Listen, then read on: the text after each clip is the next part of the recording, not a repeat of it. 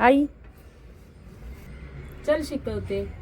Instant टिकणारं हिरव्या मिरच्यांच्या लोणच्यासाठी 2 चमचे मोहरी भाजून जाडसर कुटून घ्या. 1 चमचा कलोंजी, अर्धा चमचा बडीशेप आणि थोडेसे मेथीदाणे भाजून जाडसर कुटून घ्या. 5 ते 6 चमचे तेल कडकडीत गरम करून कोमट करून घ्या.